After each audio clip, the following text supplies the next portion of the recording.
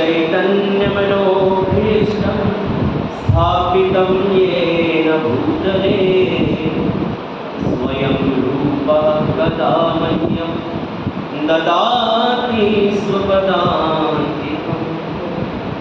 वन्देऽहं श्रीगुरो श्रीयुतपदकमलं श्रीगुरोन् वैष्णवांश्च श्रीरूपं साग्रजातं सहगणरघुनाथान्वितं तं सजीवं साद्वैतं सावधूतं परिजनसहितं कृष्णचैतन्यदेवं श्रीराधा कृष्णपादान् सहगणललिता श्रीविशाखान्वितांश्च नमो विष्णुपादाय कृष्णपृष्ठाय भूतले श्रीमते भक्तिवेदान्त स्वामिनिति नामिने। नमस्ते सरस्वते देवै गौरवाणी प्रचारिणे निर्विशेष शून्यवादी पाश्चात्य देशतारिणे। वंशाकल्पतरुभ्यश्च कृपा सिन्धुभ्य एव च पतितानां पावनेभ्यो वैष्णवेभ्यो नमो नमः। हे कृष्ण करुणा सिन्धु दीनबन्धु जगत्पते गोपेश गोपिका कान्त राधा कान्त नमोस्तुते।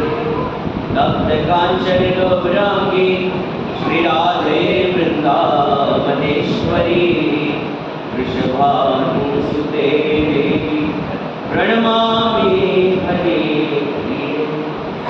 जय श्री कृष्ण चैतन्य प्रभु नित्यानंद श्री अद्वैत गदाधर श्रीवासादि श्री गौर भक्तवृंद। हरे कृष्णा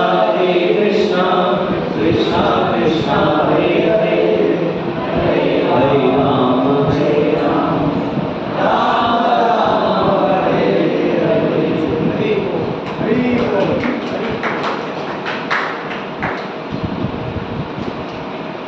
हरे कृष्ण। सबसे पहले मैं अपना इंट्रोडक्शन दूंगा और मैं ये लेक्चर हिंदी में करूँगा। मेरा हिंदी भी बहुत सरल है, वैसे मैं गुजराती ही हूँ और मैं सूरती ही हूँ, इसलिए मेरा गुजराती बहुत अच्छा है। लेकिन मैं इसलिए हिंदी में बोलूँगा क्योंकि गुजराती लोग हिंदी समझ सकते हैं। सीरियल आपने अनुपमा हिंदी में જોયું છે तो सीरियल समझ आ जाती है, पिक्चर समझ आ जाती है, तो सत्संग भी समझ आना चाहिए। लेकिन हिंदी भाषी लोग गुजराती में बोले हुए प्रवचन को समझ नहीं पाए। और मैं समझता हूँ कि यहाँ अवधान में सभी प्रकार के लोग रहते हैं, तो इसीलिए मैं स्वयं गुजराती होने पर भी मैं हिंदी को ही ज़्यादा प्रेफर करता हूँ। तो इसीलिए ओके विथ यू, आप ठीक है हिंदी के साथ? बराबर છે ને? हिंदी ચાલશે ને? ना समझ पड़े तो તમે તરત હાથ ઊંચો કરીને પૂછી શકો। બરાબર? આ કોઈ કથા નથી ચાલતી, આ સેમિનાર છે અને સેમિનારમાં તમે પ્રશ્ન પણ પૂછી શકો અને કોઈ જિજ્ઞાસા હોય તો પણ તમે પૂછી શકો અને હું તમને જવાબ આપવા બંધાયેલો છું। तो हम भगवत गीता क्यों पढ़ने बैठे? ये 7 दिन का कार्यक्रम है। कितने दिन का है? ये 7 दिन का कार्यक्रम है। वैसे तो भगवत गीता अनंत है। क्यों अनंत है मैं बताता हूँ। अनंत का मतलब क्या होता है? भगवान के लिए ईशोपनिषद में एक श्लोक है, आपने ये श्लोक सुना भी होगा। बड़े बूढ़े लोगों ने तो जरूर सुना होगा, आजकल के लोगों को तो इंस्टाग्राम से फुर्सत मिले तब तो कुछ पढ़े लिखे। तो एक श्लोक आपने सुना होगा, ओम पूर्णमदः पूर्णमिदं पूर्णात् पूर्णमुदच्यते पूर्णस्य पूर्णमादाय पूर्णमेवावशिष्यते। भगवान पूर्ण है और उनसे जो कुछ भी निकलता है, यानी जितने देवी देवता वही के अंश है, शिव जी, ब्रह्मा जी, नारायण, ये जितने भी है वो श्री कृष्ण के अंश है। और शास्त्रों के अनुसार, मैं नहीं कह रहा हूँ शास्त्र, मैं यहाँ जो भी बात करूँगा शास्त्र के अनुसार ही बात करूँगा। तो यहाँ जो भी चर्चा होगी वो वेद पुराण उपनिषद भगवत गीता भागवत स्कंद पुराण पद्म पुराण संहिता आदि के अनुसार भी चर्चा। यहाँ कोई भी चर्चा कपोल कल्पित नहीं होगी। तो भगवान के लिए ईशोपनिषद में एक मंत्र है, ओम पूर्णमदः पूर्णमिदं पूर्णात् पूर्णमुदच्यते पूर्णस्य पूर्णमादाय पूर्णमेवावशिष्यते। भगवान पूर्ण है और भगवान से जितनी इकाई उत्पन्न होती है, जितना भी उत्पन्न होता है, माने वो उसका अंश है, लेकिन फिर भी वो पूर्ण है। इस अर्थ से भगवत गीता भगवान के मुख से उत्पन्न हुई है। कहां से उत्पन्न हुई है? गंगा जी कहां से उत्पन्न हुई है? नहीं नहीं, शिव जी की जगह से नहीं, उससे पहले भगवान नारायण के चरणों से गंगा जी निकली। तो गंगा जी कहां से प्रकट हुई है? श्री कृष्ण के चरणों से। लेकिन भगवत गीता कहां से प्रकट हुई है? इसीलिए पूर्ण पुरुषोत्तम श्री कृष्ण के मुख से निकली हुई होने के कारण, और अनंत भगवान अनंत है, उनका कोई ओर छोर नहीं है, उनका कोई आदि नहीं है, कोई अंत नहीं है। ऐसे अनंत परमेश्वर के मुख से निकली हुई भगवत गीता भी अनंत है। यानी अगर आप पूरा जीवन भगवत गीता पढ़ते रहेंगे तो भी आपको कुछ ना कुछ नया जानने और सीखने को मिलेगा। एक जन्म में तो क्या चले, आप 1000 जन्म भी ले लीजिए तो भी 700 श्लोकों में से आपको हर रोज कुछ ना कुछ नया मिलेगा। ये भगवत गीता की विशेषता है। इसलिए भगवत गीता अनंत है। अगर जीवन इसमें डाल दे तो भी कुछ नहीं, पूरा जीवन खत्म होने पर भी भगवत गीता पूरी नहीं होगी। लेकिन फिर भी हम लोग इस भगवत गीता को 7 दिनों में कुछ समझने का और समझाने का प्रयास करेंगे।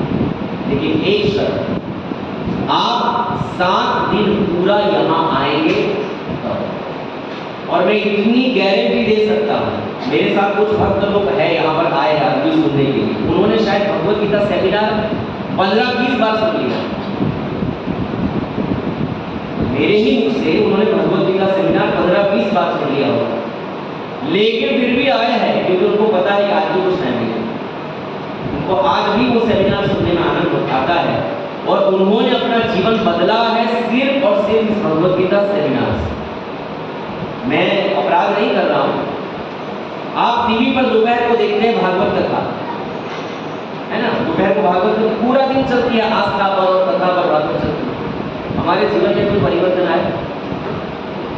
तम्बाकू छोड़ता अभी तम्बाकू छोड़े थे, मांस खाता जो पर मांस कथा सामने पर जीवन में कोई परिवर्तन आ गई। लेकिन मैं गारंटी के साथ कह रहा हूं कि अगर आप ध्यान पूर्वक प्रामाणिकता से सुनने के लिए अगर आए हैं और आप चाहते हैं कि नहीं श्री कृष्ण जो कह गए हैं मैं उसको सुनना चाहती हूँ या सुनना चाहता हूँ, और अगर आप उस भावना से यहाँ पर बैठेंगे तो मैं आपको गारंटी के साथ कह सकता हूँ कि 7वें दिन आपको इस संसार को देखने का नजरिया बदल जाएगा। आपको अपने आप को देखने का नजरिया बदल जाएगा, आपको अपने जीवन को देखने का नजरिया बदल जाएगा। और बदला है लोगों ने। श्रील प्रभुपाद जी ने, जो इस संस्था के संस्थापक आचार्य हैं, जिन्होंने इस संस्था की स्थापना की, एक्चुअली ये परंपरा बहुत पुरानी है, जब से संसार बना है, जब से ब्रह्मा जी शिव जी है, तब से ये परंपरा है। लेकिन इस परंपरा को और पुनर्जीवित श्रील प्रभुपाद जी ने किया है। यहाँ पर उनकी फोटो है बीच में, और उन्हीं श्रील प्रभुपाद जी ने संसार को सबसे बड़ी भेंट दी है ये भगवत गीता। आपने सबने इस्कॉन की भगवत गीता देखी है, आप कहेंगे इसमें विशेषता क्या है? नरेंद्र मोदी जी ने भी, जब वो प्राइम मिनिस्टर नए बने थे और वे जब जापान गए थे तो उन्होंने जापान के प्रेसिडेंट को भी यही भगवत गीता दी। क्या ऐसी विशेषता है इस भगवत गीता में? भारत में 800 भगवत गीता है, कितनी है? अलग अलग लेखक की, अलग अलग विचारकों की 800 भगवत गीता है। मोदी जी ने उस भगवत गीता को नहीं उठाकर इसी को क्यों उठाया? क्या मतलब होगा इस भगवत गीता? आप देख सकते हैं ध्यानपूर्वक, इस भगवत गीता के नीचे लिखा है भगवत गीता यथारूप। गुजराती में भगवत गीता एना मूल रूपे, मराठी में भगवत गीता जैसी आहे तैसी, इंग्लिश में Bhagavad Gita as it is. इसका मतलब ये है कि भगवान श्री कृष्ण ने 5000 वर्ष पहले जिस अर्थ से भगवत गीता को समझाया था, उसी अर्थ से as it is Prabhupada ji ने इसमें लिखा। और आप मानेंगे नहीं, 800 भगवत गीता है भारत में, लेकिन उस भगवत गीता से लोगों के जीवन का परिवर्तन नहीं हुआ जितना इससे हुआ।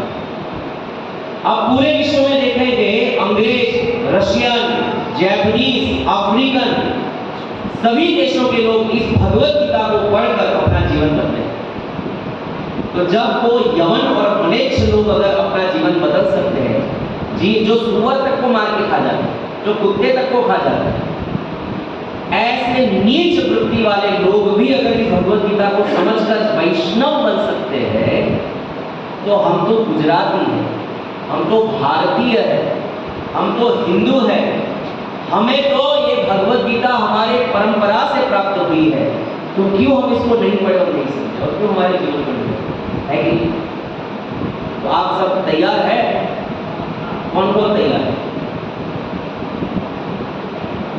बाकी लोग तो धीरे धीरे हाथ ऊंचा कर रहे हैं, वो बाजू वाला कर रहा है, मैं नहीं करूँगा, मैं नास्तिक में मेरी गिनती कर लेंगे, वो धीरे धीरे ऐसे ऐसे करके।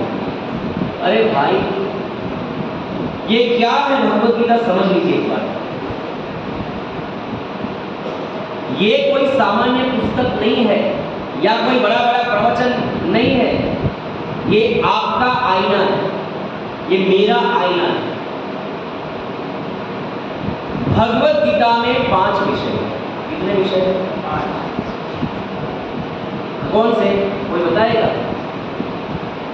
समाज विज्ञान, भूगोल, गणित, कौन से विषय हैं? इतिहास भी नहीं है। देखिए, भगवत गीता में 5 विषयों पर चर्चा है। ये तो हमको पता नहीं होगी, भगवत गीता होगी कपड़े में बांधी हुई घर में, लेकिन इसमें क्या है हमको पता नहीं। मैं आपको रिक्वेस्ट करता हूँ, ये मेरी तरफ से पर्सनल रिक्वेस्ट है, यहाँ ज्यादा से ज्यादा 40 से ऊपर के लोग ही आए। मैं चाहता हूँ साम, दाम, दंड और भेद, इन चारों नीति को यूज करके आप जवानों को यहाँ या तो मित्रता करके लाइए, चल बहुत मजा आएगा, चल चल, ये बाद में मैं तेरे को नाश्ता नहीं कराऊंगा, इसको कहते हैं साम। फिर दाम, थोड़ा सा लालच देकर किसी न किसी चीज का। अगर आपसे छोटे हैं तो दंड देकर बैठना पड़ेगा, मैं कह रहा हूं, और नहीं तो भेद डालना। तो कुछ सरकारें करती है, हमारे सरकार चलती है ऐसे, सरकार भी 4 नीति चलाती है, साम, दाम, दंड, भेद, लेकिन ज्यादातर सरकार भेद वृत्ति से काम करती है। अंदर अंदर हिंदू मुसलमान को, सिखों को, हिंदुओं को लड़ा लड़ा कर अपना काम बना लेते। यह है भेद नीति। किसी भी तरह से आप इस बिल्डिंग के जवानों को ये बताएंगे, क्योंकि वो अभी पढ़ेंगे, उनके पास पूरा जीवन है, वो अपना जीवन संवार सकते हैं।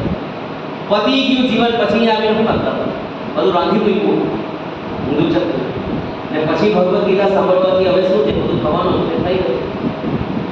इसीलिए मैं चाहता हूं कि भगवद गीता जवान लोग सुने, बच्चे सुने।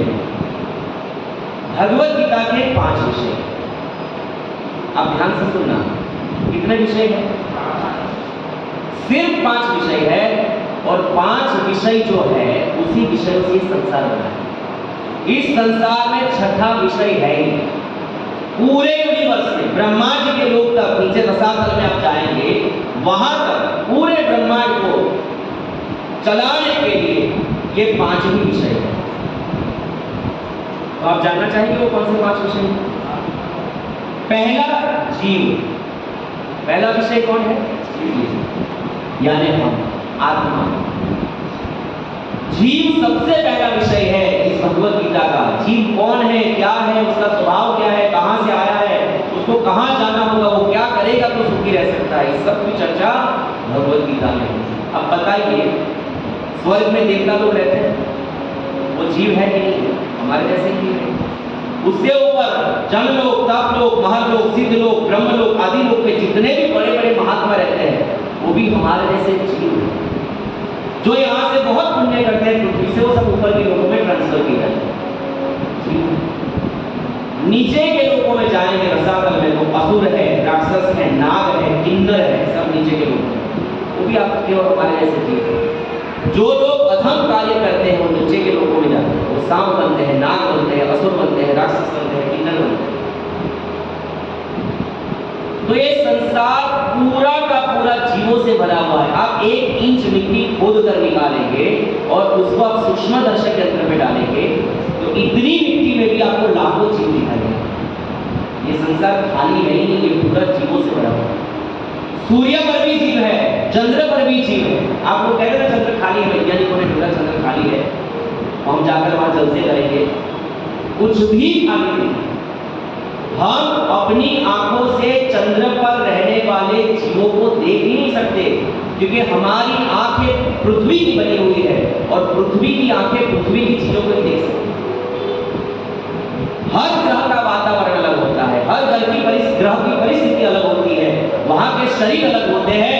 इसलिए आप अपने इस ग्रह के शरीर से, इस आंखों से उस ग्रह की चीजों को नहीं देख सकते। तो पूरा संसार जीवों से भरा हुआ है। स्त्री, पुरुष, नपुंसक, गधा, कुत्ता सब जीवों से भरे हुए। तो पहला विषय है जीव यानी हम। ये भगवत गीता सेमिनार में आने से पहले भी हमको पता नहीं था कि हम कौन है। वो तो अभी पता चलेगा 1-2 दिन में कि हम एक्चुअली कौन है। दूसरा विषय है ईश्वर। क्योंकि जब आप अपने आप को जान लेंगे, जीव को जान लेंगे, तो जीव को जानते जानते उस जानने का अंत परमेश्वर में ही होता है। क्यों? क्योंकि भगवान कहते हैं ममे वंश जीव लोक जीव भूत सनातन मनशस्तानि इंद्रियाणि प्रतिष्ठानि।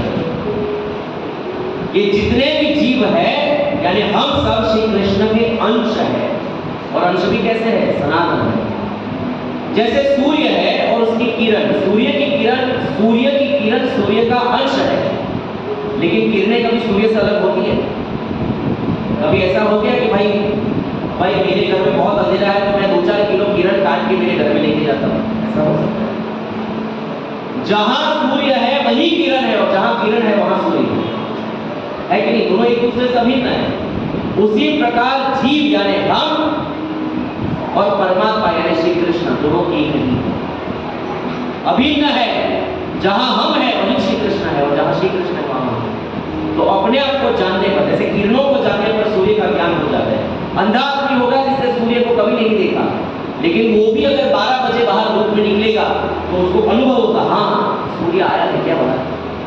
देख नहीं सकता सूर्य को, लेकिन अनुभव सकता है कि हाँ क्योंकि गर्मी लग रही है मतलब सूर्य है। तो हम बोल रहे हैं, चल रहे हैं, खा रहे हैं, पी रहे हैं, हमारे में चेतना है, इसका मतलब है कि हमारे में श्री कृष्ण भी है। क्योंकि जहां श्री कृष्ण होंगे वहीं आत्मा होगी, अथवा जहां आत्मा का अस्तित्व है वहीं श्री कृष्ण अस्तित्व होगा। तो समझ आ रहा है? पहला विषय है जीव, दूसरा विषय है ईश्वर। और जहां जहां जीव है वहां वहां ईश्वर। जहां जहां किरण है वहां वहां सूर्य है, जहां जहां प्रकाश है वहां वहां सूर्य है, जहां जहां उजियारा है वहां वहां सूर्य है। मतलब जहां जहां जीव है वहां वहां समझ आ गया? इतना सिंपल है। तो दूसरा विषय है ईश्वर। तीसरा विषय है प्रकृति। प्रकृति जिसको हम अपनी आंखों से देखते हैं। ये टेबल, ये लैपटॉप, ये माइक्रोफोन, ये कपड़ा, ये शरीर, ये सब कुछ जिस मटेरियल से बना है उसको कहते हैं प्रकृति। हमें वो नहीं पता। ये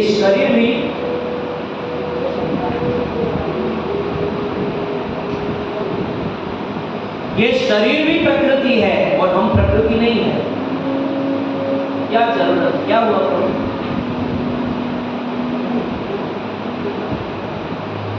तो प्रकृति, इसको जानना है कि संपूर्ण विश्व जो बना है वो प्रकृति से बना है। 84 लाख योनि के शरीर जो है, गधा, कुत्ता, सुअर, पशु, पक्षी, ये सब शरीर भी प्रकृति के बनते हैं।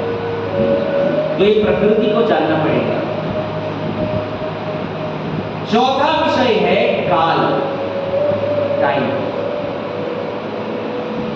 जो हमें जन्म देता है, हमें हमें बूढ़ा करता है, हमें मार देता है, वापिस जन्म देता है, हमें हमारे कर्मों के फल लाकर देता है समय समय पर, अच्छा और बुरा। इस काल को समझना पड़ेगा और समझना पड़ेगा कर्म को, क्योंकि कर्म से ही हम बार बार जन्म लेते हैं। हम करोड़ों बार इस संसार में आ चुके हैं, करोड़ों बार, किससे? कर्म से। तो ये कर्म क्या चीज है जो हमें बार बार यहाँ डाल रही है? छठा कोई विषय समझ में याद आ रहा है? मतलब मैं ये जितनी दुनिया हमारे सामने दिख रही है, ये पूरी की पूरी दुनिया इन 5 विषयों में लिखी हुई है। छठा विषय, और इन 5 विषयों की चर्चा में 7 विषय। अगर आप बुद्धिमान है, मुझे तो लगता है समझ, है ना? आप बुद्धिमान हैं तो आप 7 दिनों में इस संपूर्ण संसार के रहस्य को जानिए, अगर ध्यान को श्रवण करें। क्यों? क्योंकि भगवत गीता में भगवान ने कहा है, राज विद्या राज गुह्यम पवित्रमिदं उत्तमम प्रत्यक्षावगमं धर्म्यं सुसुखं कर्म। यहाँ बैठे हुए लोगों में कितने लोगों ने भगवत गीता पढ़ी है? पूरी आपने पढ़ी? पूरी आपने पढ़ी? पूरी और आपने पूरी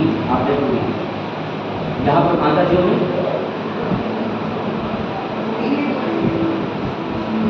आपने पढ़ी? तबे तो गुजराती छो અને ગંગા સતી પાનભાઈને જાણતા છો। बिजली चमकाए मोतिया परो पानभाई नहीं गया, अचानक अंधारा आशे जोते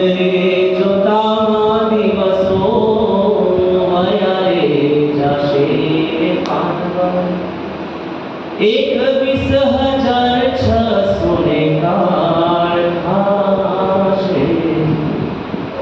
ये आप हम सबके लिए जो भगवत गीता नहीं पढ़े। बिजली ने चमकारे मोतीड़ा पर वो पानभाई, ये अपनी पानभाई गंगा सती अपनी बहू को समझा रही है कि बिजली ने चमकारे मोतीड़ा पर भी लो, यानी अगर बिजली नहीं है तो जो ये अगर आपके घर में दिया नहीं है, घी नहीं है, लाइट नहीं है, तो बिजली चमकती है, उतने ही समय में आपको मोती को पिरो देना है, माला बनानी है। नहीं तो अचानक अंधारा आकाश, मतलब ये जो मनुष्य शरीर है ना, ये बिजली के चमकारे के जैसा है। कोरोना में तो बल बनाने खबर पड़ी है। अचानक अंधारा थाशे जी, जोतरे जोतामा दिवसो यारे जाशे पानभाई। 21,600 ने कहा, ये जो श्वास है ना, हम लोग 21,600 श्वास हम लोग से वो आपको खा रहे, वो श्वास आपके आयुष्य को खा रहे। भगवान सुनिए, पूर्व से निकलकर पश्चिम में जाकर आपका एक एक खा के चले जाते हैं। भगवान सूर्य का भोग ही है आपके आयुष्य, हमारी आयुष्य खाते हैं भगवान सूर्य और उसी से वो तपते हैं। तो 40-50 साल तक अगर भगवत गीता नहीं पढ़ी तो हमारा जीवन बेकार है, धिक्कार है हमको, क्योंकि अब आगे आएगा पढ़ने में। अगर हम भगवत गीता नहीं पढ़ेंगे तो हमें अपना जीवन कैसे पता चलेगा?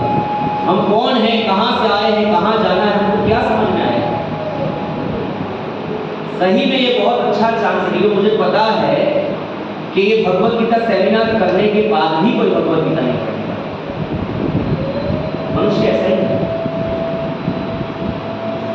लेकिन आपको ये अवसर प्रदान किया जा रहा है कि 7 दिन में यहां आकर आप संपूर्ण भगवत गीता का सार समझें। और अगर घर बैठी गंगा में भी अगर आप स्नान नहीं कर सकते तो फिर तो दुर्भाग्य की तो कोई सीमा ही नहीं है। इसीलिए आज जो लोग नहीं आए, मैं आज विशेष प्रवचन नहीं करूंगा क्योंकि मेरी कोई तबियत भी ठीक नहीं है। हम लोग 15-20 दिन से जन्माष्टमी की सेवा में लगे हुए हैं और हमने समझ लीजिए कि 4-4, 5-5 रातों से तो हम सोए भी नहीं। ये तो योगेश प्रभु का फोन आया अचानक कि उपवास से शुरू करना था, सो वी स्टार्टेड। लेकिन इतना समझ लीजिएगा कि ये बहुत सुंदर अवसर आपको प्राप्त हुआ है।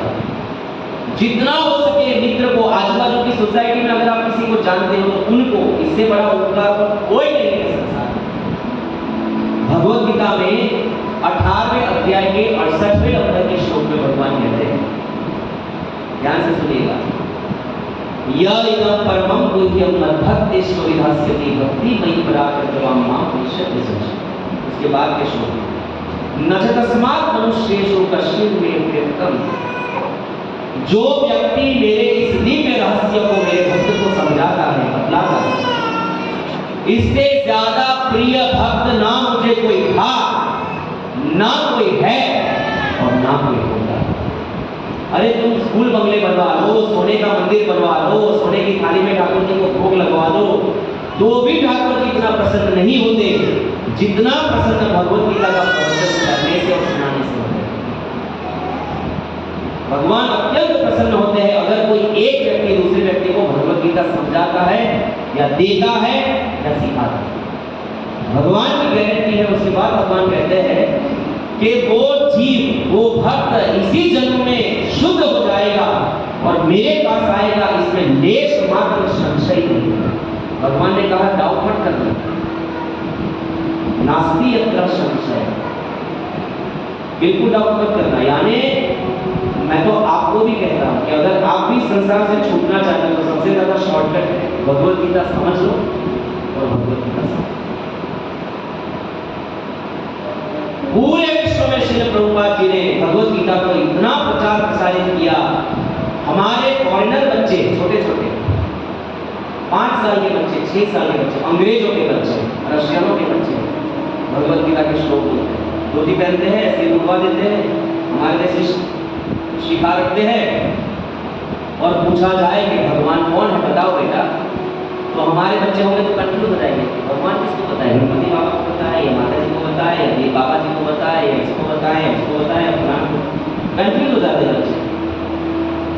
और कभी कभी तो किसी को कोई ज्ञान नहीं होता तो बोलते आपने तो बधाने समान मानवा, बधा समान सकता ज्ञान तो પછી આવું જ નહીં। ગધેડાને, ઘોડાને, ઊંટને, હાથીને સમાન નથી કર્યું। બધાનું સ્થાન છે, દરેક વ્યક્તિનું સ્થાન છે, પણ ભગવાન કોને કહેવાય એની વ્યાખ્યા શાસ્ત્રોમાં છે। તો શાસ્ત્ર ખોલી આવો છે, ખબર છે? આપણે ઘેટાના ટોળાની જેમ ચાલતા હોય તો આપણે ના ખબર। हमारे इसको अंग्रेज नो छोकरो के ईश्वर परम कृष्ण सच्चिदानंद विग्रह अनादिरादि गोविंद सर्वकारण एते चंद्रकला कृष्ण एते चंद्रकला पुरुष कृष्णस्तु भगवान स्वयं इंद्रादि व्याकुलं लोकं मोडयन्ति। 5 साल का बच्चा ईश्वर एते चंद्रकला, अरे बाकी के देवी देवताओं को साइड पर रखिए, भगवान के जो 24 अवतार है, 24 अवतार, ये मैं नहीं कह रहा हूँ, श्रीमद् भागवत खोल लेना, आखिरी का जाकर बोल तो नहीं तो किताब में से खरीद लेना, श्रील प्रभुपाद जी का खरीद लेना। श्रीमद् भागवत के प्रथम स्कंद के 3रे अध्याय में भगवान व्यास ने 24 अवतारों का वर्णन बताया। उस 24 अवतारों का वर्णन समाप्त होने के बाद भगवान व्यास ने लिखा है एते सकला कृष्णस्तु भगवान। ये मैंने जो गिनवाए 24 अवतार, ये तो श्री कृष्ण की अंश और कला है। कृष्णस्तु भगवान से, यानी जितने अवतार होते हैं ना श्री कृष्ण से प्रकट होते हैं। इंद्रादि व्याकुलं लोकं मोडयन्ति युगे युगे। जब इंद्र जैसे भगवान के भक्तों को विपत्ति आती है, धर्म की रक्षा करनी होती है, तब हर युग में भगवान अलग अलग अवतारों में प्रकट होते हैं।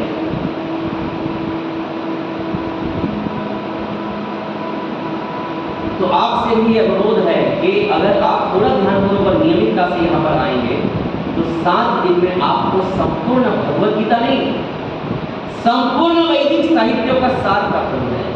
ये भगवत गीता कोर्स में आपको सिर्फ भगवत गीता नहीं सिखाई जाएगी, क्योंकि भगवत गीता स्वयं सभी शास्त्रों का सार है। सर्वोपनिषदो गावो दुग्धा गोपालनंदन पार्थो वत्स सुदीर्घोक्ता उत्तम गीता। भगवान यहाँ गीता महात्म्य में लिखा गया है सर्वोपनिषदो गावो, वेदों का सार उपनिषद है, वेदों का सार उपनिषद है। क्योंकि वेद समझ में नहीं आते, इनको बोलने के साइड पर बैठ जाए और सभी वेदों का सार उपनिषद है। क्योंकि जब जीव को समझ नहीं आया वेद, तो भगवान व्यास ने उसका विस्तार करके पढ़ रहे उपनिषद, इसको हमें उपनिषद पढ़ाया जाता है, लोग पढ़ रहे ईशोपनिषद। उपनिषद भी समझ में नहीं आता है, इसलिए उपनिषदों का सार भगवत गीता बताया गया। तो वेदों का सार उपनिषद, उपनिषद का सार गीता, यानी संपूर्ण वेदों का सार हो गया गीता। तो सर्व उपनिषदों गावो दुग्धा गोपानंदनम, यानी विचार कीजिए कि सभी उपनिषदों को गाय के रूप में कल्पना की जाए। तो दोहने वाला कौन है? गोपाल कृष्ण, वही तो है ग्वाला। अब गाय दूध तभी देती है जब उसके बछड़े को आगे कर दिया जाए, बगैर बछड़े की गाय दूध छोड़ती नहीं है। ये तो महसाना वाले तो बहुत अच्छे से जानते हैं, કારણ કે ગામમાં એ બધું કરીને જાય પાછું।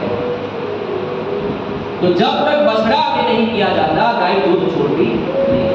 तो पार्थ और वत्स सुधीर होता, अर्जुन को बछड़ा बनाकर भगवान ने उपनिषद रूपी गाय से ये भगवत गीता रूपी दूध दोहकर अर्जुन को पिलाया, और सिर्फ अर्जुन को नहीं पिलाया, अर्जुन के साथ हम सबको पिलाया।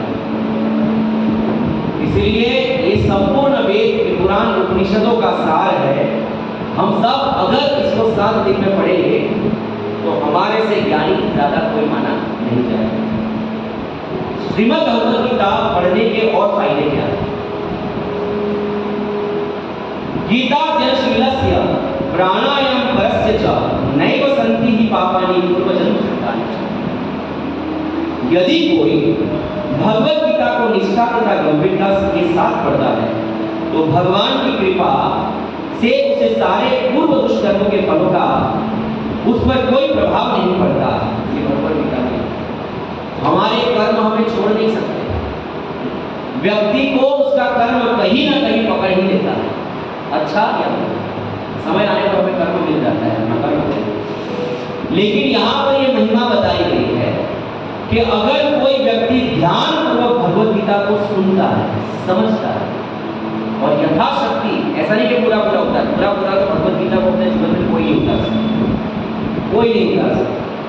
लेकिन अगर थोड़ा कुछ भी उतार दिया तो भगवान कहते हैं कि उस व्यक्ति के ऊपर पूर्व जन्म के कर्मों का बिल्कुल प्रभाव होगा। मलिनम मोचनम पुंसा जलम स्नानम दिने दिने सकृत गीतामृत स्नानम संसार मरनाशम। आप हर रोज नहाते तो होंगे, नहाते नहीं आते, कुछ लोग जुम्मा भी होते हैं। तो मलिनम मोचनम पुंसा, आप अगर कितना भी नहाइए, साबुन पीसिए, महंगे के महंगा साबुन लाइए, शैम्पू लाइए, कंडीशनर लाइए, लेकिन बाहर चकचक हो जाएगा, अंदर तो मैला ही आएगा। मैली चादर ओढ़ के कैसे द्वार बनाया। हम सबको पता है कि हमारे अंदर कितना मैल है, किसी को बोलने की जरूरत नहीं, सब अपने सब क्षेत्रज्ञ है। भगवत गीता में भगवान ने बताया क्षेत्रज्ञ, क्षेत्रज्ञ यानी अपने स्थान को जानने वाला, अंदर क्या है कचरा वो सब जानता। तो स्नान करने से, साबुन लगाने से तो बाहर का शुद्ध हो जाता है, लेकिन अंदर का शुद्ध नहीं होता। लेकिन जो भगवत गीता रूपी गंगा में स्नान करता है उसका हृदय भी पूर्ण शुद्ध होता है।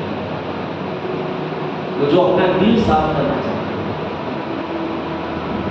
हम लोग कहते हैं सत्संग में आइए प्रभु जी भगवत गीता सही जाता है, तो लोग कहते हैं मन चंगा को कटौती नहीं गंगा, मन चंगा को कटौती नहीं गंगा, और वो मन चंगा कहने वाले बकरा और मुर्गा काट के खा जाते हैं। अरे भाई, किसी जीव के लिए तुम्हारे हृदय में दया नहीं है तो तुम्हारा मन चंगा कैसे होगा? मन चंगा कहने वाला खाना को खा रहा है। अरे भाई, तू अपने ऊपर तो दया कर, ये जीवन मिला है तुझे भगवान की भक्ति करने के लिए, शरीर जो है ये भगवान का मंदिर है, तू अपने ऊपर दया कर। तू अपने ऊपर दया नहीं कर सकता तो तेरा मन चंगा कैसे? मन किसी का चंगा हो सकता है तो भगवत गीता पढ़ेगा। बाकी आप भले ही આપણે કોઈનું ખરાબ કરતા નથી, આપણે ભલે ભક્તિ માની જાય પણ આપણે કોઈનું ખરાબ કરતા નથી, ભલે તમે કોઈનું ખરાબ નહીં કરો પણ ભક્તિ નહીં કરીને તમે તમારું જેટલું અહિત કરો છો એટલું કશું નથી। और श्रील प्रभुपाद जी ने इसको आत्मघाती कहा। क्या कहा है? पंखे पे लटक जाने वाला, जहर पीने वाला, ट्रेन के आगे लेट जाने वाला, कुएं में कूद जाने वाला आत्महत्या नहीं। कोई बात नहीं, कहीं दूसरा शरीर मिल जाएगा, कहीं चला जाएगा, तो शरीर मर गया, आत्मा नहीं मरा। आत्मा तो मरता ही नहीं, आत्मा मर गया। पर जो इस संसार को भोगने की भावना रखता है, मैं ये भी प्राप्त करूं, ये भी प्राप्त करूं, किसी ना किसी को नीचा करके भी, किसी को दबा के, किसी का लूट कर भी मैं अपना घर कर लूं, और भक्ति करो, अरे क्या जरूरत है, आओ क्यों ऐश करो। इस व्यक्ति को आत्महत्या कहा गया। क्यों? क्योंकि वो स्वयं अपने आप के लिए लाखों योनियां तैयार कर रहा है, लाखों योनि में जाने का मार्ग स्वयं तैयार कर रहा है, नरक में जाने का, नीच योनियों में जाने का मार्ग स्वयं तैयार कर रहा है अपने कर्मों के द्वारा। तो ऐसे व्यक्ति को श्री प्रभुपाद जी ने आत्मघाती कहा। मतलब इसका तो ये हुआ कि यहाँ पर पृथ्वी पर 99.90% आत्मघाती, 1% ऐसा जीव है जो अपने विषय में विचार करता है, मैं कौन हूँ, मैं कहाँ से आया हूँ, मुझे कहाँ जाना है। अरे भाई, हम वैकेशन में कश्मीर यात्रा के लिए जाते तो उसकी तैयारी करते हैं, पहले डिसाइड करते हैं कहाँ जाना है, कश्मीर जाना है कि साउथ इंडिया जाना है कि रशिया जाना है कि मलेशिया जाना है कि कहाँ जाना है। फिर वहां जाने के लिए टिकट कराएंगे, पैसों का इंतजाम करेंगे, फिर वहां के वातावरण के अनुसार कपड़ा खरीदेंगे, बैग पैक करेंगे कि नहीं करेंगे।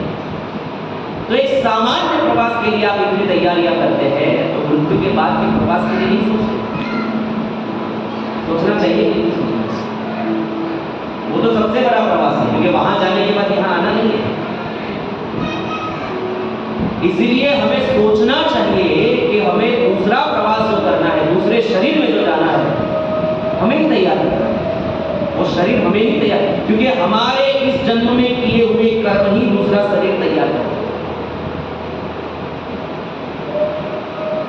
यहां कोई व्यक्ति पढ़ता है, उसने बचपन से डिसाइड कर लिया कि मुझे डॉक्टर बनना है, ठीक है, तो वो वैसे ही पढ़ेगा, वैसे ही चलेगा, वैसे ही बोलेगा, वैसा ही खाएगा, वैसा ही पिएगा, उतने बजे ही जगेगा, वैसे ही तैयारी करेगा, और वो सब तैयारी करते करते वो इतनी डॉक्टर बनता है। उसी प्रकार यहाँ जैसा जिसका कर्म होगा, उसका दूसरा शरीर, मतलब वो उसी योनि को प्राप्त होगा। यम यम वापि स्मरत भावम त्यजत्यन्ते कलेवरम तम तमो वेति पंते सदा भाव। मृत्यु के समय व्यक्ति जिस चेतना में मरता है, वो तुरंत वैसा शरीर प्राप्त करेगा, और आप पूरा जीवन जो काम करेंगे वैसे आपकी चेतना बन जाएगी। कुत्ते के जैसे हाँ हाँ हाँ करेंगे, किसी को भी देखा नहीं कि काटने दौड़ेंगे, तो फिर दूसरा जन्म सीधा वही तैयार है। आप मांस खाएंगे तो भगवान सोचेंगे कि इसने पूरा जीवन मांस खाया, बेचारे ने इतनी मेहनत करनी पड़ी, मांस लाया, साफ किया, पकाया, मसाला डाला, ये किया वो किया, अब मांस है, इतनी मेहनत कर रहा है बेचारा मांस का स्वाद लेने के लिए, चलो इसको सेर कुत्ता सियार बना दे, करना तो वही काम है। तो मनुष्य बनकर वो करना है, उससे तो अच्छा है कि जानवर बनकर ही करो।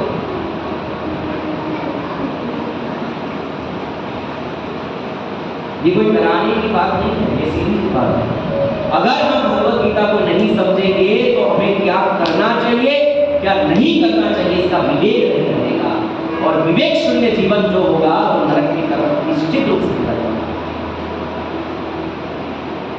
कोविड आया, आपको पहले नहीं पता था, लेकिन सरकार ने पहले ही गाइडलाइन जारी कर दी, मास्क पहनना है, सैनिटाइजर से हाथ धोना है, ये सब कुछ आपको करना है। लेकिन आपने किया कि नहीं? जिसने सावधानी से किया बच गया, और जिसने सावधानी से नहीं किया, या जिसने गाइडलाइन को गंभीरता से नहीं लिया, उसी प्रकार भगवान की ये गाइडलाइन, ये जो भगवत गीता के 700 श्लोक है ना, ये सिर्फ मनुष्य के लिए नहीं है, देवताओं के लिए भी है। भगवत गीता सिर्फ मनुष्य के लिए नहीं है, सिर्फ हिंदुओं के लिए नहीं है। भगवत गीता हिंदुओं के लिए नहीं है, ये सार्वत्रिक ग्रंथ है। कुरान मुस्लिमों के लिए है, बाइबल सिर्फ और सिर्फ जो उस तरह का मानसिकता रखते हैं उन्हीं के लिए, लेकिन भगवत गीता जो है ये संपूर्ण मनुष्य, संपूर्ण विश्व के लिए। तो भगवत गीता से हमें विवेक आएगा, क्या करना है क्या नहीं करना है वो पता चलेगा, और विवेक से हमारा जीवन आगे चलेगा। क्या करना है, क्या हमारे भक्तों का जीवन देखिए, उनका बोलना इतना सुंदर, उनका चलना इतना सुंदर, उनका खाना इतना सुंदर, जैसे वल्लभाचार्य जी ने पद लिखा ना, अधरम मधुरम वदनम मधुरम नयनम मधुरम रसिकम, वो वैष्णव के लिए क्या था, उनकी बड़ी मधुर बातें थी, उनका खाना इतना मधुर होता है, ऐसे वैसे नहीं खाते, खाते भी और दिल से खिलाते भी वैष्णव। राम प्रति मिलाते पूजा मांगते थे, एक दूसरे को घर पे बुलाते, आमंत्रण देते, घर खिलाते थे, प्रेम से आदान प्रदान करते हैं वस्तुओं का बगैर किसी संबंध के। हम तो संबंध नहीं सब कुछ करते हैं क्योंकि हमारा स्वार्थ होता है। हाँ 101 નો ચાલો કરશો તો 101 નો આવશે, લખ્યા આપણે આપણી ત્યાં છોકરીના છોકરાના લગ્નમાં કોને કેટલા રૂપિયાનો ચાલો કર્યો, હા હવે એટલે લગ્ન જો તો પેલી બુક ખોલો તો કેટલા કરેगा કેટલા, क्योंकि स्वार्थ होता है, ये संसार पूरा स्वार्थ से बना है। पर भगवत गीता पढ़ने के बाद आप निस्वार्थ हो जाए। मैंने पहले कहा कि आपका जीवन को देखने का नजरिया, तो निवेदन है विशेष रूप से कि सभी को बताइए और लोगों को भी इसके अंदर आप जोड़िए। गीता सुगीता कर्तव्या किमन्य शास्त्र विस्तरे या स्वयं पद्मनाभस्य मुख पद्मा विशेषता। भगवत गीता महात्म्य का श्लोक। भगवत गीता भगवान के मुख से प्रकट हुई है, अतः किसी अन्य वैदिक साहित्य को पढ़ने की आवश्यकता ही नहीं है। वेद भगवान के श्वास है, वेद जितने भी है ऋग्वेद, सामवेद, अथर्ववेद, यजुर्वेद, वो भगवान की श्वास से प्रकट है। और भगवत गीता कहाँ से प्रकट हुई? मुख से। एक सामान्य मोटी मोटी समझ, ऐसे इसको सीरियसली मत लेना, लेकिन अगर मैं ऐसा करता हूं तो समझ आ रहा है, समझने वाले को समझ आ जाएगा। मेरी पत्नी को ऐसा करूंगा तो समझ आ जाएगा, इसको कुछ चाहिए, लेकिन आपको समझ नहीं आएगा, समझने वाला समझ जाएगा। लेकिन अगर मैं कहूं कि कल्पना मांगा उठ जाओ पड़ताल मुझे दो, तो मुख से निकली हुई बात तुरंत समझ आ गई कि नहीं आई नहीं आई। उसी प्रकार वेद श्वास से प्रकट हुए हैं, समझना बड़ा मुश्किल है। बड़े बड़े विद्वान भी उसमें ही रमण किया करते हैं, अभी भी वेद पुराण से बाहर निकले नहीं, और फिर भी वेद कहते हैं लेती लेती लेती, इतना नहीं और भी वेद समझना बहुत ही पॉसिबल है। लेकिन भगवान से मुख से निकली हुई बात जो एक गीत है, भगवत गीता, भगवत क्या है? भगवत कथा नहीं है, भगवत गीता भगवान श्री कृष्ण ने गाया हुआ गीत है। वैसे श्री कृष्ण कभी बात नहीं करते, आपको एक सुनकर बड़ा आश्चर्य होगा, श्री कृष्ण कभी सीधा चलते नहीं। श्री कृष्ण कभी हमारे जैसे चलते नहीं है, जैसे हम लोग ऐसे ऐसे करके चलते, श्री कृष्ण वैसे चल ही नहीं सकते। श्री कृष्ण कभी मैं बोल रहा हूं ऐसे बोल नहीं सकते, वो हमेशा गाते हैं। पूछिए ना, पूछिए श्री कृष्ण सच्चिदानंद है। क्या है? सच्चिदानंद। और जो व्यक्ति हम भी सच्चिदानंद है, लेकिन श्री कृष्ण पूर्ण सत्य है, पूर्ण चित्त है और पूर्णानंद है, आनंद के आधार है। और जो आनंद में होगा ना वो कभी सीधा नहीं चलेगा। जो आनंद में होगा वो क्या करेगा? ये मैं नहीं कह रहा हूं, ये ब्रह्मा जी कहते हैं। तथा गानम नाट्यम गमनमपि वंशी प्रिय सखी चिदानंदम ज्योति परमपि तदा स्वात्मं। श्री कृष्ण सब कुछ चलते हैं, कभी भी चलते हैं तो नाचकर ही चलते हैं। अरे जिसको देखकर हम लोग नाचने लगे, अगर यहाँ पे सांप निकल गया इस रूम में तो हमारा नृत्य शुरू हो जाएगा। कोई यहाँ से कूदेगा, कोई वहां से कूदेगा, जहां से जगह मिलेगी वहां से बाहर चलना है। लेकिन हलाहल विष रखने वाले कालिया के मस्तक पर पैर रखकर भी श्री कृष्ण नाचते हैं, क्योंकि उनको डर नहीं है, वो आनंद है। इसलिए जहां जगत डरता है वहां पर भी श्री कृष्ण आनंद करते हैं, नाचते हैं। इसलिए श्री कृष्ण हमेशा नाचना चाहते हैं। और श्री कृष्ण कभी बोलते नहीं है, वो हमेशा गाते हैं, क्योंकि जो आनंद में होगा वो क्या करेगा? हर दिल जो प्यार करेगा वो गाना गाएगा दीवा, है कि नहीं? श्री कृष्ण से ज्यादा प्रेमी बड़ा और कोई संसार में है ही नहीं, तो सभी जीवों से प्रेम करते हैं। मैं गलत नहीं बोल रहा, भले ही पिक्चर का गाना है पर भगवान पर ही लागू होता है। सर्वभूतानां ज्ञात्वा मां शान्तिरेव। मैं सभी जीवों को समान प्रेम करता हूं। जितना वो गोपियों को प्रेम करते हैं ना उतना आपको भी करते हैं, पर आप उनकी तरफ देखें तब तो हर दिल जो प्यार करेगा वो गाना गाएगा। इसलिए श्री कृष्ण हमेशा चाहते हैं वेणु के, भ्रमर के, गोपी सब भगवान गाते हैं। इसलिए भगवान ने अर्जुन को कुरुक्षेत्र की युद्ध भूमि में करोड़ों लोग इकट्ठा हुए एक दूसरे को मारने मारने के लिए, और वहां कोई गाएगा नहीं, लेकिन श्री कृष्ण ने वहां पर भी दोनों सेना के बीच में एक गीत गाया। इसलिए इसको एक नाम, भगवत गीता तो है ही, लेकिन उसका दूसरा एक नाम है गीतोपनिषद। क्या नाम है? गीतोपनिषद। तो भगवत गीता का दूसरा नाम क्या है? गीतोपनिषद। आप ये सब मजाक में मत लीजिए, अभी तक जो बोला हो ना वो सब पूछ होगा, वही आप ध्यान से सुनेंगे, नहीं तो रिबाउंस हो जाएगा। तो भगवत गीता का दूसरा नाम क्या है? गीतोपनिषद। गीतोपनिषद। क्या नाम है? गीतोपनिषद। गीतोपनिषद। तो अन्य वैदिक साहित्य को पढ़ने की जरूरत नहीं है, केवल भगवत गीता का ही ध्यान पूर्वक तथा मनोयोग। देखो दो प्रकार से भगवत गीता समझनी है, ध्यान पूर्वक, दूसरा मनोयोग से। मनोयोग से यानी दिमाग लगाना, इसमें दिमाग, क्योंकि भगवत गीता फिलॉसफी है, कथा नहीं है। हाँ, जैसे सत्यनारायण की कथा कहते हैं पद्म पुराणे रेवा खंडे फलाणो फलाणो फलाणो, चलो હવે આ અધ્યાય ચાલુ થયો, કપિલા આવી એનો વર આવ્યો, જહાજમાં બેસીને કમાવા ગયો, કમાઈને આવ્યો, કંટરી બાકી, ये कथा नहीं है। सत्यनारायण की कथा में प्राय लोग सो जाते हैं, एक अध्याय पढ़ते घंटड़ी बाकी, हाँ सत्यनारायण देव, ये कथा नहीं है, ये फिलॉसफी है। ये क्या है? फिलॉसफी। इसलिए यहाँ ध्यान देकर समझना पड़ेगा। सरल है, मैं बहुत सरल करके समझाऊंगा, और ठाकुर जी और गुरु जी की कृपा से मेरा समझाने का तरीका आपको मजा आएगा। सरल है, सरल तरीके से समझाऊंगा, लेकिन दिमाग तो लगाना आपको पड़ेगा। तो मनोयोग से और ध्यान पूर्वक समझना पड़ेगा। वर्तमान युग में लोग सांसारिक कार्यों में इतने व्यस्त हैं कि उनके लिए समस्त वैदिक साहित्य का अध्ययन कर पाना नामुमकिन है, नामुमकिन है। इसीलिए परंतु इसकी आवश्यकता भी नहीं, जरूरत भी नहीं, आपको सब वेद पुराण उपनिषद पढ़ने की जरूरत भी नहीं है। केवल एक पुस्तक भगवत गीता ही पर्याप्त है, क्योंकि यह समस्त वैदिक ग्रंथों का सार है और इसका प्रवचन भगवान ने स्वयं किया, किसी और ने नहीं किया। भागवत का प्रवचन किसी और ने किया, पुराणों का प्रवचन किसी और ने किया, संहिताओं का प्रवचन किसी और ने किया, लेकिन भगवत गीता का प्रवचन श्री कृष्ण ने डायरेक्ट किया। तो जब डायरेक्ट कर रहे हैं मतलब सभी चीजों का सार ही हो रहा है। यहाँ पर समझ लीजिए कि कोई बड़ी फैक्ट्री, उसमें 10,000 लोग काम करते हैं, उसमें 100 मैनेजर हैं।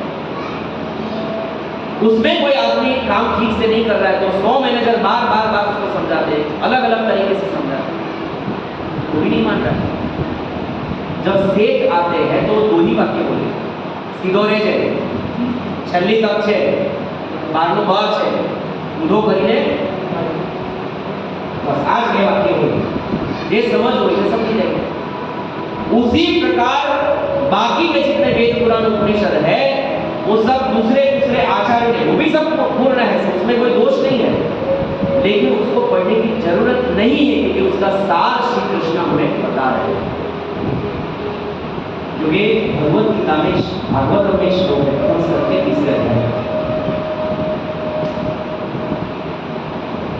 प्रायेण अल्प आयुष्य सभ्य कलौ अस्मिन् युगे जना मंदाः सुमन्तमतयो मंदभाग्य।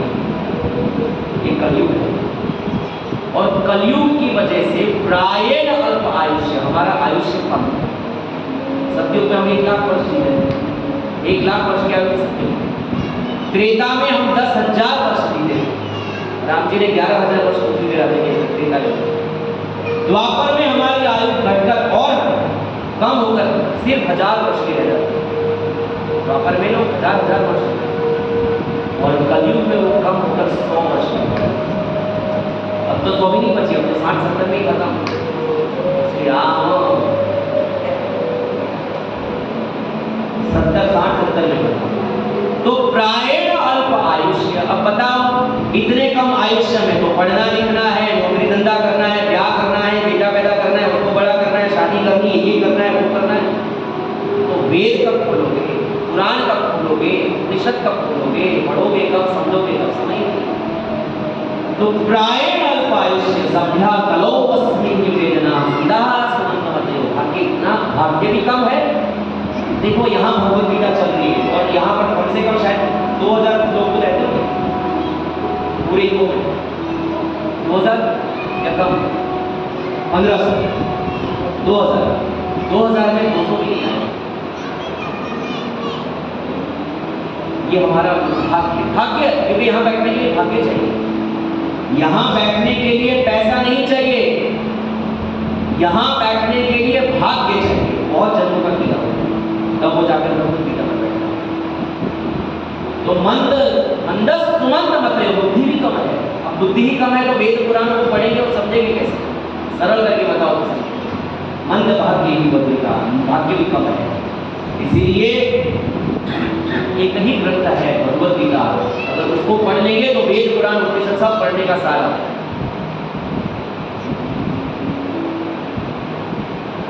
क्यों भगवत गीता सिर्फ अकेली ही पढ़नी? आज से 550 वर्ष पहले, 500 वर्ष पहले लगभग पृथ्वी पर वल्लभाचार्य थे। आप जानते हैं ना वल्लभाचार्य की कौन? जो पुष्टि मार्गीय वैष्णव है, वो तो जानते हैं, जैसे कृष्ण वाले, बाल कृष्ण और वेदी वाले।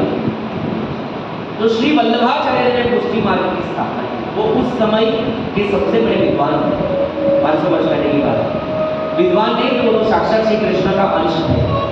हमारे पेट में जो अग्नि है ना, वैश्वानर अग्नि, जो पचाती है, खाना पचाती है, वही वैश्वानर अग्नि बाहर प्रकट होकर वल्लभाचार्य के रूप में लीला कर रहे हैं। भगवान का अंश है वैश्वानर अग्नि। वो इतने विद्वान थे, काशी में बहुत बड़ी धर्म सभा हुई। आजकल भी काशी जैसा विद्वान कोई कहीं नहीं मिलता। काशी में सबसे ज्यादा बड़े बड़े विद्वान हैं। तो काशी में बहुत बड़े विद्वानों की सभा हुई। उस सभा में बड़ा तर्क हुआ शास्त्रों को लेकर, और उन सभी विद्वानों को वल्लभाचार्य ने धूल चटा दी, सबको हरा दिया।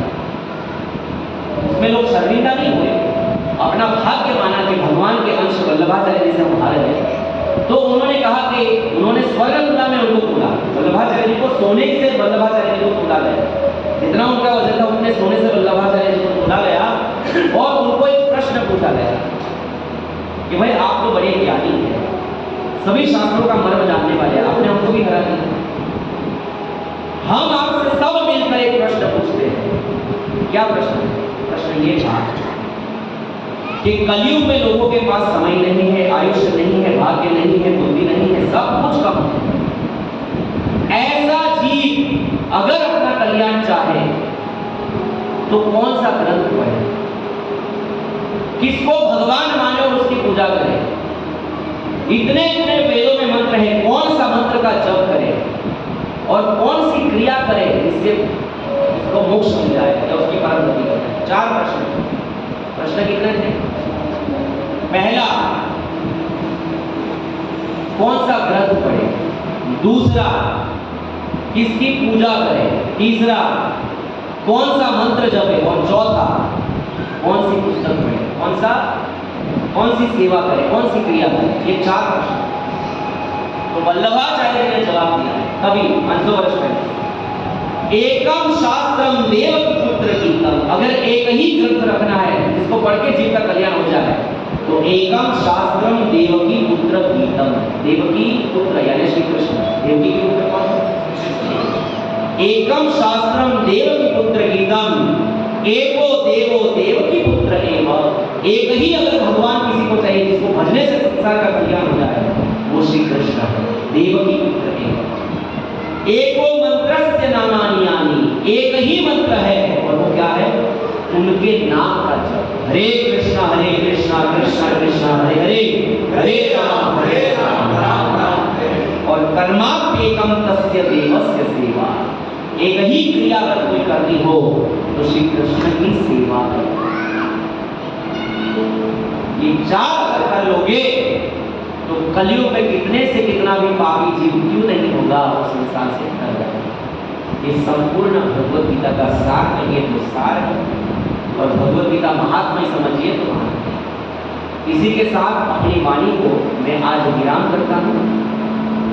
वैसे आज पहला दिन होता है कोर्स का, लेकिन मैंने आज शुरू नहीं किया क्योंकि मुझे पता है कि कल और लोग आएंगे और मैं नहीं चाहता कि उनका मिस हो। इसीलिए कल से ही शुरू करूंगा ताकि और लोग भी छूट जाए। समय से आज हमको लेट भी हो गया क्योंकि पहला दिन था हमारा और अचानक आज से ही शुरू करना था, तो कुछ व्यवस्था भी हम लोग ठीक से नहीं कर पाए क्योंकि हम लोग आज सुबह तक जन्माष्टमी की सेवाओं में हमारे मंदिर में उत्सव अभी चल रहे हैं, कल भी है। कल हमारे गुरुदेव, मेरे गुरुदेव का व्यास पूजा, तो कल से ही शाम से हम लोग वापस सेमिनार शुरू करेंगे जो पहला दिन है जिसकी हम लोग भगवद गीता में आगे जाएंगे। तो आपसे नम्र अनुरोध है, समय से आइए, हृदय से आइए, मन से आइए, प्रेम से। हरे कृष्ण।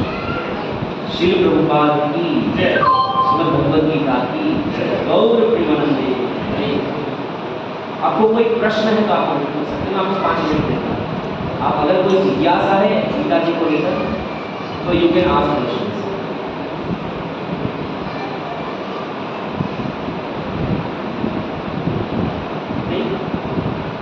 ठीक है, 5 मिनट कीर्तन करते हैं।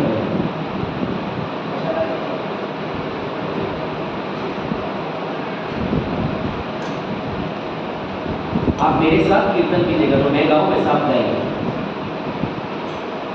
हरे कृष्णा हरे कृष्णा कृष्णा कृष्णा हरे हरे, हरे राम राम राम हरे हरे, हरे कृष्णा हरे कृष्णा कृष्णा कृष्णा हरे हरे, हरे राम राम राम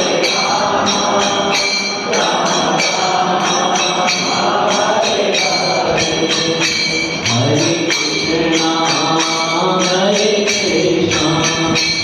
कृष्णा कृष्णा हरे हरे, हरे राम राम राम हरे हरे, हरे कृष्णा कृष्णा कृष्णा हरे हरे, हरे राम राम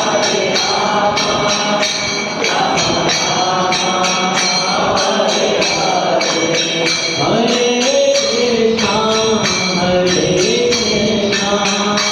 कृष्णा कृष्णा हरे हरे, हरे राम राम राम हरे हरे, हरे कृष्णा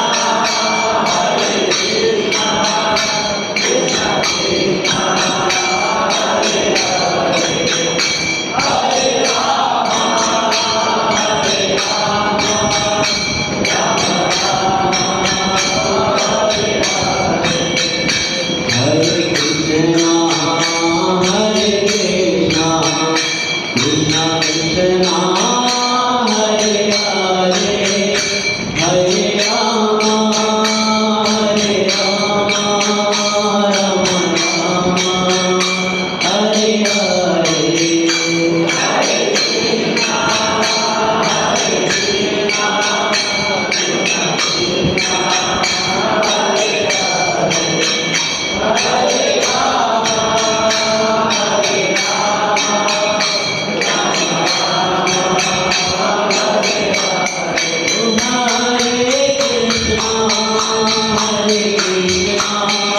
कृष्णा कृष्णा हरे हरे,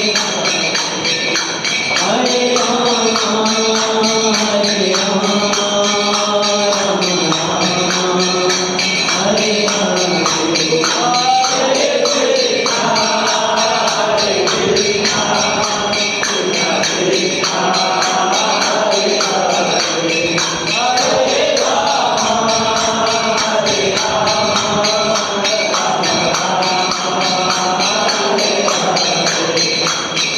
हरे राम हरे कृष्णा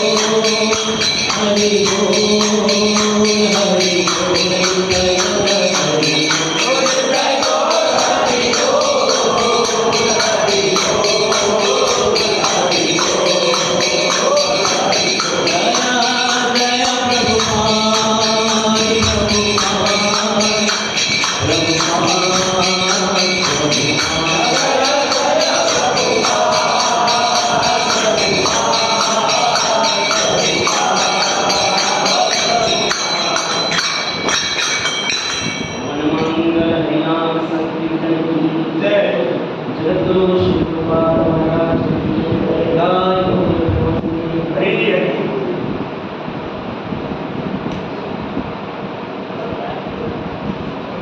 कल 8:30 बजे चलेगा ना, 8:30 बजे जल्दी समाप्त हो।